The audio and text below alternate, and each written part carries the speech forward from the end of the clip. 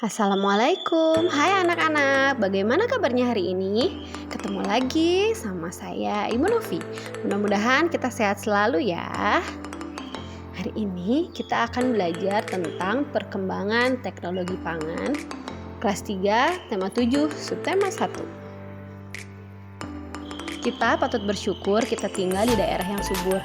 Banyak sekali sumber pangan yang berasal dari hewan dan juga tumbuh-tumbuhan. Sumber pangan yang berasal dari hewan dan tumbuh-tumbuhan sangat banyak sekali jumlahnya. Ada yang tahu apa itu pangan? Pangan adalah makanan. Pangan adalah kebutuhan pokok manusia yang biasanya berasal dari hewan dan tumbuhan yang dikonsumsi untuk memenuhi kebutuhan sumber energi kita. Sumber pangan tidak dapat bertahan lama karena dapat membusuk, sehingga harus dibuang dengan percuma. Agar tidak membusuk, maka hasil pertanian harus diolah dengan cara teknologi pangan. Ada yang sudah tahu apa itu teknologi pangan? Teknologi pangan adalah penggunaan ilmu pengetahuan dan teknologi untuk mengolah hasil pangan.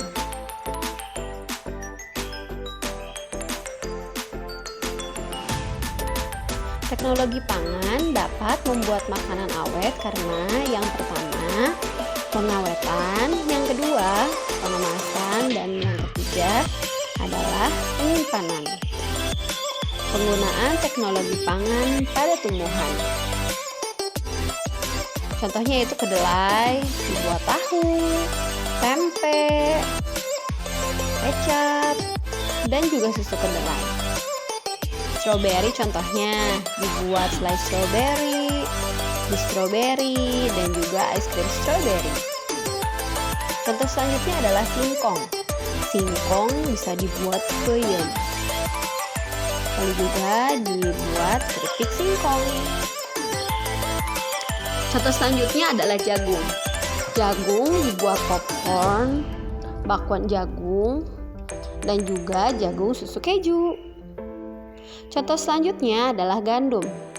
Ada roti gandum, kue gandum, dan juga pasta yang berasal dari gandum. Contoh selanjutnya mangga. Dibuat puding mangga, dibuat rujak mangga, bisa juga dibuat jus mangga. Nah, selanjutnya penggunaan teknologi pangan pada hewan. Susu sapi dapat bertahan sekitar 5 jam saja. Nah, dengan pemanfaatan teknologi pangan ini membuat susu jadi awet dan tahan lama. Dalam proses pengolahan susu ini, yang paling penting setelah hasilnya adalah cara pengemasannya. Pengemasan produk tidak dapat menentukan daya tahan makanan atau minuman, termasuk susu sapi. Daya tahan susu yang dikemas dengan plastik biasa akan beda dengan susu kardus kedap udara. Kardus kedap udara akan lebih tahan lama dibanding dengan plastik biasa. Contohnya, susu sapi dibuat keju, yogurt, susu untuk bayi, dan juga ice cream. Contoh selanjutnya daging sapi, dibuat bakso sapi, dibuat sosis sapi, kornet sapi, dan juga abon sapi. Selanjutnya adalah ayam, nugget ayam, dan juga sosis ayam. Contoh yang selanjutnya adalah ikan, bandeng, presto, bakso ikan, dan juga nugget ikan. Nah, apakah kalian sudah tahu manfaat dari teknologi pangan? Manfaatnya adalah yang pertama, makanan menjadi tidak mudah busuk. Yang kedua, bebas dari penyakit yang disebabkan oleh makanan busuk. Yang ketiga, tidak banyak makanan yang terbuang. Yang keempat, dapat menghasilkan jenis makanan baru. Yang kelima, dapat menjadi peluang usaha.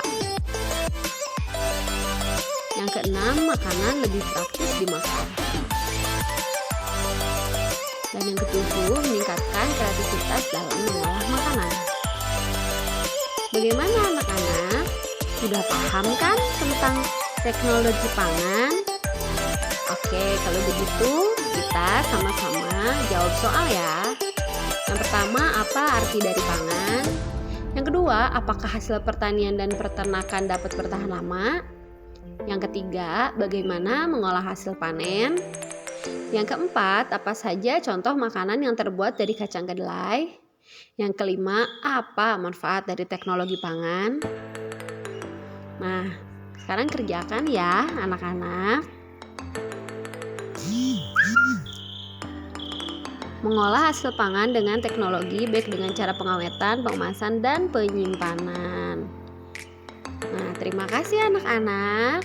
Assalamualaikum warahmatullahi wabarakatuh. Tetap jaga kesehatan ya. Jangan lupa menggunakan masker dan menjaga jarak. Terima kasih.